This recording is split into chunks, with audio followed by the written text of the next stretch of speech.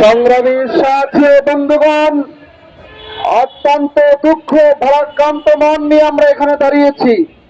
বাংলাদেশ ইসলামী ছাত্র সেনার কেন্দ্রীয় পরিষদের সাবেক সদস্য, বাংলাদেশ ইসলামী ছাত্র সেনা ঢাকা মহানগরের সাবেক সভাপতি, অত্যন্ত বিনয়ী ইসলামিক স্কলার, মসজিদের খতিব, আমাদের প্রিয় ভাই আহলে সুন্নাতের নেতা মাওলানা রইসুদ্দিন ভাইকে যেভাবে নির্মমভাবে হত্যা করা হয়েছে, এদেশের আপামর সুন্নি জনতা তাতে ব্যথিত হয়েছে। প্রিয় ভাইরা, আমার ভাইয়ের হত্যার বিচার আগামী 24 ঘন্টার মধ্যে করতে হবে। আগামী 24 ঘন্টার মধ্যে যদি প্রশাসন আমার ভাইয়ের হত্যার বিচার না করে, আমরা বাংলাদেশ ইসলামী ছাত্র সেনার পক্ষ থেকে আগামী 24 ঘন্টার মধ্যে বিচার চাই। যদি বিচার না হয়, সারা বাংলার প্রত্যন্ত অঞ্চলে আন্দোলনের ডাক দেওয়া হবে ইনশাআল্লাহ। আগামী 24 ঘন্টার মধ্যে আমরা বিচার চাই। আমরা দেখেছি গত 24 ঘন্টা আমার ভাইকে নির্যাতন করা হয়েছে।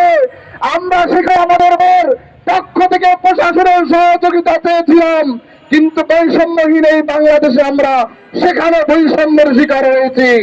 আমার ভাইকে সেখানে যথাযথভাবে চিকিৎসার অভাবে আমার ভাইকে ধুকে ধুকে সেখানে মরতে হয়েছে।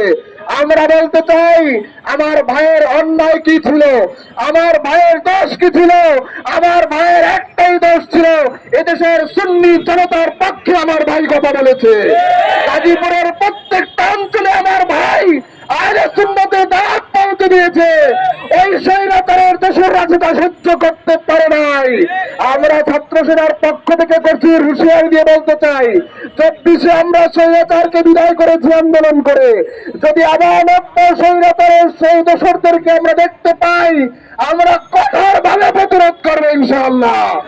আপনাদেরকে আমরা বলতে চাই, আপনারা আমাদেরকে সহযোগিতা করবেন, বিশেষ করে আমাদের প্রিন্ট মিডিয়া এবং ইলেকট্রিক মিডিয়ার ভাইরা যারা আছেন, সাংবাদিক বন্ধুরা যারা আছেন, আপনাদের কাছ থেকে আমরা জাস্টিস চাই, আপনাদের কাছ থেকে আমরা সহযোগিতা চাই।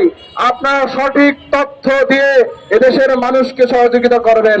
আমরা ইতিমধ্যে দেখেছি আপনাদের কিছু নিউজ আমাদের বিপক্ষে দিয়েছেন আপনারা, সেটা আমরা পর্যালোচনা করছি, আমরা ব্যবস্থা নেওয়ার সেটা চেষ্টা করছি।